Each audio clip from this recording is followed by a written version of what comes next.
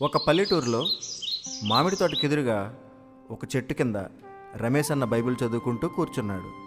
అప్పుడే నడుచుకుంటూ వచ్చిన రాము అతడిని చూసి పలకరిస్తాడు. రమేష్ అన్న, వందనాలు, ఎలా ఉన్నారు? దేవుని దయ వలన చాలా సంతోషంగా ఉన్నాను రాము. నీవు? నేను బాగున్నానన్నా, కానీ ఒక డౌట్ ఎంతకాలంగా నుండో ఉంది, మీతోనే చెప్పాలని అనిపించింది. ఓహ్, నీ ఆత్మీయ అన్నయ్య నేను.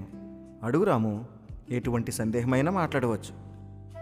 అన్నా, మీరు సత్యం చెబుతారు, కానీ చాలామంది వినరు. మోసగాళ్ళ దగ్గరకు ఎక్కువ మంది పోతారు. ఎందుకిలా? రమేష్ నవ్వుతూ చెప్తాడు. చాలా మంచి ప్రశ్న అడిగావు రాము. మన ప్రభువు సత్యాన్ని ఎలా తెలిపాడో తెలుసా? ఆయన ఉపమానాల ద్వారా చెప్పారు, అందరూ అర్థం చేసుకోగలిగేలా. అవునన్నా, చాలా మంచి ఉదాహరణలు చెప్పేవాడు ఆయన. ఇప్పుడే నీకు ఒక ఉపమానం చెప్తాను రాము, గుర్తుందా? గత వారం మనిద్దరం మామిడి పళ్ళ కోసం వెళ్ళినప్పుడు జరిగిందే తీసుకో. ఒకరోజు మామిడికాయలు కొనేందుకు మనిద్దరం బయలుదేరాం. తోట రైతు దగ్గరే మంచి పళ్ళు ఉంటాయని నేనన్నాను, కానీ నీవేమన్నావు రాము? అన్న, రోడ్డు పక్కన బాగా మెరిసే రంగురంగుల మామిడి పళ్ళు చూశాను, అవే బాగుంటాయని అనిపించి కొనేసా. అవే పళ్ళు చూడడానికి బంగారం లాంటి మెరుపుతో చక్కగా ప్యాకింగ్ చేసి ఉండేవి. ఆ విక్రేత గొప్పగా చెప్పాడు, తక్కువ ధర, రుచిగా ఉంటాయంటూ. ఇక నేను మాత్రం నేరుగా రైతు తోటలోనికి వెళ్ళి కొంచెం నిరీక్షణతో సహజంగా పండిన పండ్లను తీసుకున్నాను. రాము, నీకు ఆ తోట మామిడికాయలు తక్కువ ఆకర్షణగా కనిపించాయి కదా?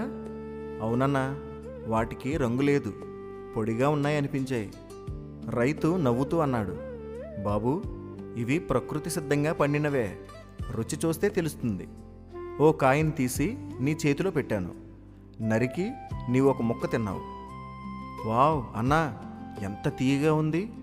ఆ తరువాత నీవు నీ చేతిలో ఉన్న మెరిసే మామిడికాయలు కట్ చేసావు. పైకి బంగారంలో మెరుస్తున్న పండు లోపల నలిమి పాడైన వాసన. చీ, మోసపోయానన్నా. అప్పుడు నేను చెప్పింది గుర్తుంది కదా రాము? సత్యం అర్థం ఇది. రంగు లేదు, మెరుపు లేదు, కానీ లోపల నిజమైన రుచి ఉంది.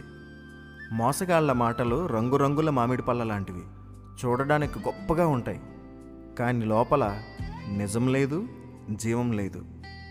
సత్యం మాటలు సాధారణంగా కనిపించవచ్చు, కానీ వాటిలోనే ఉన్నది శాశ్వత జీవం. అవును అన్న, ఇప్పుడు నాకు అర్థమైంది. దేవుని వాక్యం ఒక రైతు పండించిన మంచి పండు లాంటిది. బయట కంటే లోపలే అసలైన తీపి ఉంది. అందుకే రాము, వాక్యాన్ని పరిశీలించాలి, రుచి చూడాలి, జీవంగా అనుభవించాలి. దేవుని వాక్యంలో మెరుపు ఉండకపోవచ్చు, కానీ జీవం ఉంది, శాంతి ఉంది, మార్పు ఉంది. ఇప్పుడు మన బాధ్యత మిగతా వాళ్లకు ఆ నిజమైన రుచి చూపించడం. వారు కూడా బయట మెరుపుకు మోసపోకుండా లోపలి నిజాన్ని గ్రహించాలి. సత్యము మిమ్మును స్వతంత్రులుగా చేయును. యోహాను 8:32.